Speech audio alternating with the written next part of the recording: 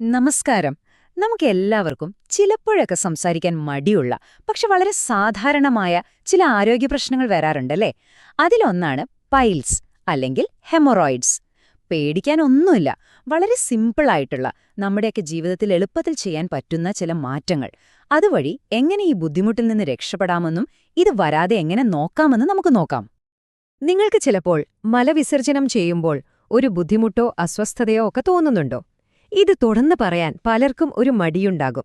പക്ഷേ ഇതൊരുപാട് പേർക്ക് അനുഭവപ്പെടുന്നൊരു കാര്യമാണ്.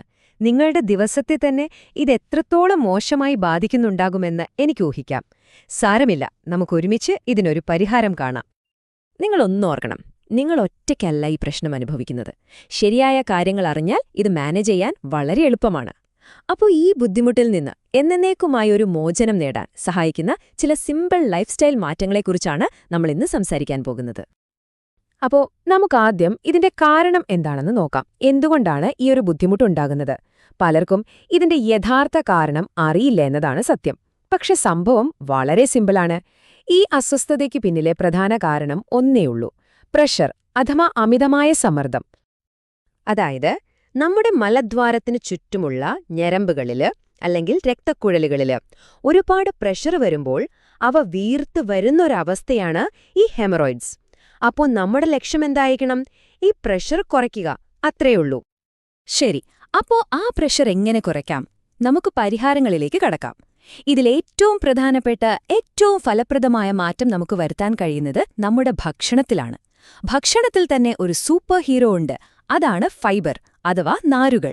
ഇത് തന്നെയാണ് നമ്മുടെ കയ്യിലുള്ള ഏറ്റവും വലിയ ആയുധം. ഓക്കെ, അപ്പോൾ ഫൈബർ കഴിക്കണം എന്ന് പറഞ്ഞു. എത്രത്തോളം കഴിക്കണം? സാധാരണയായി പ്രായപൂർത്തിയായ ഒരാൾക്ക് ഒരു ദിവസം ഏകദേശം 25 മുതൽ 35 ഗ്രാം വരെ ഫൈബർ ആവശ്യമാണ്. എന്തിനാണെന്നല്ലേ? ഇത് നമ്മുടെ മലം സോഫ്റ്റാക്കി ഒരു ബുദ്ധിമുട്ടുമില്ലാതെ പുറത്തു പോകാൻ സഹായിക്കും. ഈ 25-35 ഗ്രാം എന്നൊക്കെ കേട്ട് പേടിക്കണ്ട. ഈ ഫൈബർ കിട്ടാൻ നമ്മൾ എവിടെയും പോകണ്ട. നമ്മുടെ എല്ലാം അടുക്കളയിൽ കാണുന്ന സാധനങ്ങളിൽ ഇത് ധാരാളമുണ്ട്. നല്ല ഫ്രഷ് പഴങ്ങൾ, പച്ചക്കറികൾ, പിന്നെ നമ്മുടെ കടല, പയറ്, പരിപ്പ് പോലുള്ളവ, ഓട്സ്, തവിടുള്ള അരി, ഇതിലെല്ലാം ധാരാളം ഫൈബർ അടങ്ങിയിട്ടുണ്ട്. ഒരു ചെറിയ മാറ്റം കൊണ്ട് എത്ര വലിയ വ്യത്യാസം വരുമെന്ന് നോക്കിയാലോ? നമുക്ക് ബ്രേക്ക്ഫാസ്റ്റിന്റെ കാര്യം തന്നെ എടുക്കാം. നിങ്ങൾ സാധാരണ കഴിക്കുന്നത് മധുരമുള്ള തൈരാണെങ്കിൽ അതിൽ ഫൈബർ ഏകദേശം 0. പക്ഷേ അതിനു പകരം കുറച്ച് ബെറീസൊക്കെ ഇട്ട് ഓട്സ് കഴിച്ചാലോ ഏകദേശം 10 ഗ്രാം ഫൈബർ കിട്ടി. അതുപോലെ വെള്ള ബ്രെഡിന് പകരം ഹോൾ വീറ്റ് ബ്രെഡ് ആക്കിയാൽ മതി. കണ്ടില്ലേ എത്ര എളുപ്പത്തിൽ നമുക്ക് ഫൈബർ കൂട്ടാമെന്ന്? ഈ ഫൈബറിന്റെ പ്രവർത്തനം ഓർത്തിരിക്കാനൊരു എളുപ്പവഴിയുണ്ട്. നമ്മുടെ ദഹന വ്യവസ്ഥയിൽ ഫൈബർ ഒരു സ്പഞ്ച് പോലെയാണ് പ്രവർത്തിക്കുന്നതെന്ന് വിചാരിക്കുക. പക്ഷേ ഒരു സ്പഞ്ച് അതിന്റെ ജോലി ചെയ്യണമെങ്കിൽ എന്തു വേണം? വെള്ളം വേണം, അല്ലേ? അത് തന്നെയാണ് നമ്മുടെ അടുത്ത പോയിന്റ്. അതെ, ആ സ്പോഞ്ചിന് വെള്ളം അത്യാവശ്യമാണ്. അതുകൊണ്ട് ഫൈബറിന്റെ കൂടെ എപ്പോഴും വേണ്ട ഒരാളുണ്ട്, അത് വെള്ളമാണ്. കാരണം നിങ്ങൾ ഒരുപാട് ഫൈബർ കഴിക്കുകയും പക്ഷേ ആവശ്യത്തിന് വെള്ളം കുടിക്കാതിരിക്കുകയും ചെയ്താൽ കാര്യങ്ങൾ ചിലപ്പോൾ കൂടുതൽ വഷളാവും. മലബന്ധം കൂടാൻ വരെ സാധ്യതയുണ്ട്. അപ്പോൾ ഓർത്തുവെക്കുക, ഫൈബറും വെള്ളവും ബെസ്റ്റ് ഫ്രണ്ട്സാണ്. ഏകദേശം ഒരു കണക്ക് പറഞ്ഞാൽ ഒരു ദിവസം 8 ഗ്ലാസ് വെള്ളമെങ്കിലും കുടിക്കാൻ ശ്രമിക്കുക. ഇത് നിങ്ങൾ കഴിക്കുന്ന ഫൈബറിനെ അതിന്റെ ജോലി കൃത്യമായി ചെയ്യാൻ സഹായിക്കും. മലം സോഫ്റ്റായി നിലനിർത്തും. വെള്ളം എന്ന് പറയുമ്പോൾ ശുദ്ധമായ വെള്ളം തന്നെയാണ് ഏറ്റവും നല്ലത്. പക്ഷേ തെളിഞ്ഞ സൂപ്പുകൾ, കഞ്ഞിവെള്ളം, മധുരമില്ലാത്ത ഹെർബൽ ചായകൾ, ഇതൊക്കെ വെള്ളത്തിന്റെ കണക്കിൽ കൂട്ടാം.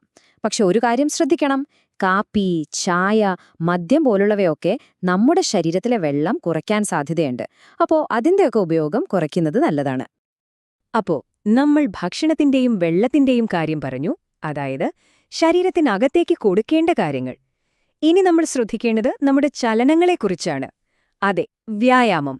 ആക്റ്റീവായിരിക്കുന്നതും ഒരിടത്ത് തന്നെ ഒരുപാട് നേരമിരിക്കുന്നതും ഒഴിവാക്കുന്നതും ആ പ്രഷർ കുറയ്ക്കാൻ ഒരുപാട് സഹായിക്കും.